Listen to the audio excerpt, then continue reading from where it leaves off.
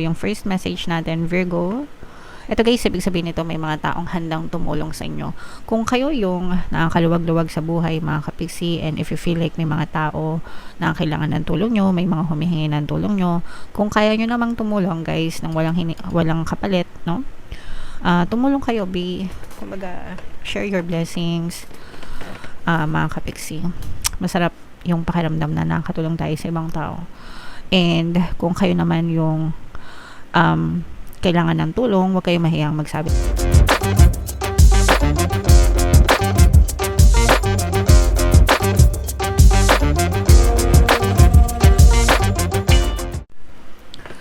Hello guys, hello Virgo, welcome back to Pinay Pixie Tarot. Ang pamagat ng episode natin for tonight is message from the universe. Para ngayong February to March para sa Virgo, Sun, Moon, Rising sign, and Venus. Sorry. So, unahin natin tong deck na to guys. Kung ano lang yung makaresonate sa inyo, take those messages. And available na yung ating money shaker jar guys. Pampaswerte rin yun. Sa mga gusto mag-avail, mag-send lang kayo ng message sa WhatsApp. Makikita nyo sa description tsaka sa comment. May mga sumakses na dyan guys, no? So, wag na kayo magpahuli. Alright. So, yung first message natin, Virgo. Ito guys, ibig sabihin nito may mga taong handang tumulong sa inyo. Kung kayo yung nakakaluwag-luwag sa buhay, mga kapiksi, and if you feel like may mga tao na kailangan ng tulong nyo, may mga humihingi ng tulong nyo, kung kaya nyo namang tumulong guys, nang walang kapalit, no? Tumulong kayo, kumbaga, share your blessings, mga kapiksi. Masarap yung pakiramdam na nakatulong tayo sa ibang tao. And kung kayo naman yung kailangan ng tulong, huwag kayong mahiyang mag-ask ng help from other people guys. Kasi hindi kayo pabigat, no? Minsan kasi nahiya tayo magsabi na kailangan natin ng tulong kasi iniisip natin baka pabigat tayo sa ibang tao, ganyan. Pero hindi ganon, mga kapiksi. Okay? Or hindi dapat ganon guys. At saka hindi talaga ganon kasi hindi tayo pabigat sa kanila dahil kapag tinulungan nila tayo, may balik yun na good karma sa mga taong tumulong sa inyo. So in a way, natulungan nyo rin sila para makascore sila, no? Mga karma points, yeah. So wag kayo mahiya, no? Pero ito guys, ibig sabihin nito may mga taong handang tumulong sa inyo kung kailangan nyo, mga kapiksi. Alright? Another message. Ito guys, no? New life, saktong-sakto, New Year, Chinese New Year guys. Kong Hei Fat Choi. Happy Chinese New Year sa inyo guys, no? And new life, new beginning, mga bagong simula guys. And hindi nyo naman kailangan ng Chinese New Year guys, no? Para sa bagong simula, every day na gumigising tayo, it's a brand new beginning, a brand new chance na binibigay sa inyo ng universe para ibuhay nyo yung buhay na gusto nyo, mga kapiksi. So you focus your attention, your day, i-focus nyo yung energy nyo dun sa mga bagay na gusto nyong ma-experience, kasaganaan, kapayapaan, katahimikan. Dun lang kayo mag-focus, no? Araw-araw, every single day, and be grateful for all the blessings na meron kayo. And the more na nagpo-focus yung energy nyo doon, the more na ibibigay yan sa inyo ni universe, mga kapiksi. Okay? Alright.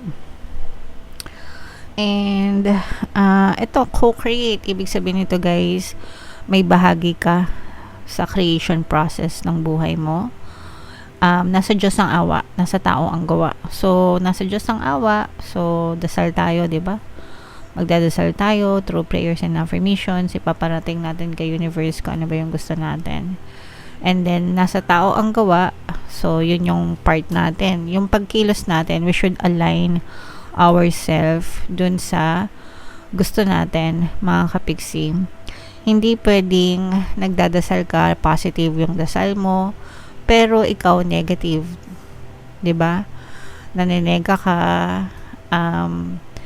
nawawalan ka ng gana, tinatamad ka, no? Eh, pagka ganun, hindi mo talaga, mafulfill yung 100%. Kasi 50-50 nga, di ba? 50% kay universe, 50% sa'yo. Kung kahit dasal ka ng dasal, matanggap ni universe yung dasal mo, anong ginagawa mo, di ba? Asan yung 50% mo? So, wala. Kaya, yung bahagi mo, dapat ginagawa mo. Prayers and affirmations, yung iyong pagkilos, sipag at syaga, at saka yung positibong mental diet. Okay? Lahat yun dapat ginagawa. Wala ka dapat ini-skip doon, mga kapiksi. Okay? Alright. And ito naman guys, no, ibig sabihin nito meron kayong mga unfinished business, yung mga unresolved na mga issues sa ibang tao, guys. And pwedeng nagiging dahilan ito ng mga negative na emosyon nyo, no? Kung meron kayong mga kagalit, katampuhan, mga ganon sa ibang tao, no? Nagkukos yan ng balakid, guys. So, kailangan nyong putulin yung mga yon para maging masaya kayo, mawala yung mga balakid nyo, and maka-move on kayo, makapag-heal kayo ng lubusan. So, kung may chance na makausap nyo sila personally or kahit text lang, ganyan, isettle nyo yung mga issues kahit na hindi sila mag-reply sa inyo, no? Kumbaga, kung sino yung bigger person, yun na lang magpakumbaba kahit na hindi mo kasalanan. Eh, kapingsi, hindi ko naman kasalanan, may kasalanan eh. Be the bigger person, no? And settle things with them. Kasi kayo naman yung magbe-benefit nun ng big time. Okay? Alright. And another message, guys. Ito naman, mag-ingat kayo, no? Kasi maging mapanuri kayo, mag-ingat kayo. Kasi ibig sabihin nito, guys, hindi lahat ng kumikinang ay ginto, no? Sa paligid nyo, meron ding mga fake mga kapiksi. So, mag-ingat kayo dun sa mga peke, guys. Okay? Ibig sabihin, pwede sa paligid mo may mga nagpipretend, bait-baitan, ganyan, pero sa totoong buhay, sinasalbahe ka na pala. Mabait kapag harap ka, pag nakatalikod ka, kung ano pala sinasabi, minamarites, ganyan, no? May sarili pang GC. Tapos naghahakot ng haters mo, naghahakot ng bashers mo, di ba? Mga gumagawa ng mga bogus account, ganyan. So, mag-ingat kayo, guys. Okay? Mag-ingat. And another message, guys. Ito, be confident, no? Believe in yourself, guys. Be confident. Ikaw yung dapat na number 1 fan mo. Ikaw yung dapat na number 1 na naniniwala sa sarili mong kakayahan. You can be, do, and have anything that you want in your physical reality as long as you believe. And believe in yourself big time, guys, no? Dapat may tiwala kayo sa sarili nyo, guys. And i-develop nyo yung self-confidence nyo. Kasi sinong maniniwala sa inyo kung ikaw mismo hindi naniniwala sa sarili mo, diba? So, you have to believe in yourself first, mga kapiksi. Alright. So, yan yung mga messages para sa inyo, guys. Ito, i-main-main nyo na itong mga new life na to, new beginning, itong mga tulong, no, from other people. Yan, yung mga magaganda, i-main-main nyo na sa comment section. So, shuffle natin to, guys. Bunot lang tayo ng isang card. Habang sinashuffle ko to, panoorin nyo muna yung video natin regarding sa ating paano mag-manifest ng abundance video course. Kapiksi, sawa ka na ba sa mga struggles at hirap sa buhay mo? Masipag ka ba at masikap sa buhay ngunit hindi ka pa rin umaasenso? Ilang beses ka na bang nag-attempt mag-negosyo at mag-invest pero palagi ka pa rin nalulugi? Sa pagkakataon na ito ay maaaring may subconscious beliefs ka na nagiging balakid sa iyong pag-unlad at pagyaman. Introducing, paano mag-manifest ng abundance video course. Dito ay matututunan mong ma-overcome ang mga balakid mo para tuluyan ka ng umunlad, umasenso, sumagana, maging matagumpay, successful at maswerte sa iyong kabuhayan, pera, trabaho, negosyo sa lapi at kaperahan ng bonggang-bongga.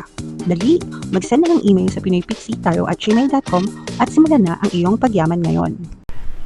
Alright. So, sa lahat ng gusto mag-avail ng course, guys, meron tayong paano mag-manifest ng abundance video course, paano mawala ang third party, at magkaroon ng harmonious na relationship, paano pabalikin si ex or vice versa. Sa mga interesado, guys, mag-send lang kayo ng email sa pinoypixietarot@gmail.com. And again, guys, money shaker jars, tsaka mga pampaswerte na lucky charms. May mga links sa description, at tsaka yung WhatsApp number ko nasa description, tsaka sa comment. You know what to do. Yeah, ayan yung message para sa inyo. Alam nyo na yung gagawin nyo, mga kapiksino. Nagplano na kayo sa buhay nyo. Alam nyo na yung gagawin nyo. Kailangan maging confident kayo kapag ginawa nyo yung mga bagay na gusto nyo, mga kapiksi. At saka wag kayong, minsan kasi, alam natin yung gusto natin, alam natin yung gagawin natin, pero yun nga, mahina yung loob, kaya kailangan lakasan nyo yung loob nyo, maniwala kayo sa sarili nyo, guys, no? You just have to take the first step, mga kapiksi. Yun yung pinakamahirap, guys, when you take the first step, no? Pero pag sinimulan nyo na, tuloy-tuloy na yan, guys. Kasi kapag sa simula, doon nyo na agad makikita yung mga problema, yung mga dapat baguhin, mga dapat improve, no? Kapag nagtuloy-tuloy and ginawa nyo, alam nyo na, makikita nyo, malalaman nyo kung ano yung mga dapat nyong i-improve, mga kapiksi, and magiging smooth na yan. So, in all battles of the heart over the mind, go with your heart, because truly it's a lot easier for your mind to catch up with your heart than for your heart to catch up with your mind a whole lot. No.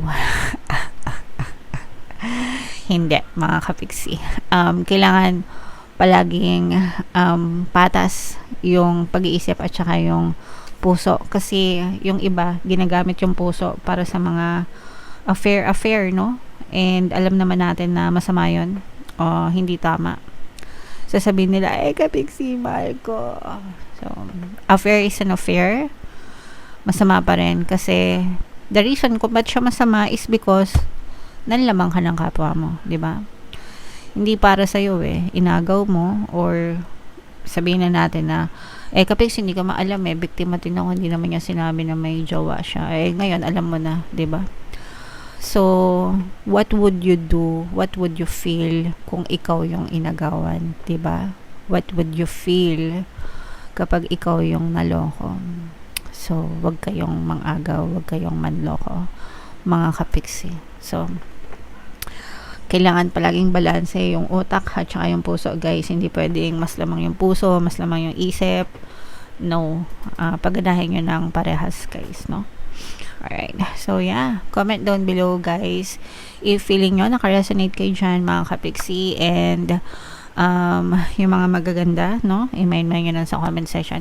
Ito yung ating 2026 kapalaran. Ito yung ating success stories ng paano mag-manifest ng abundance video course. Money Shaker Jar, guys. Thank you for liking, sharing, and subscribing. See you next time. I love you all. Have a nice day. Bye-bye.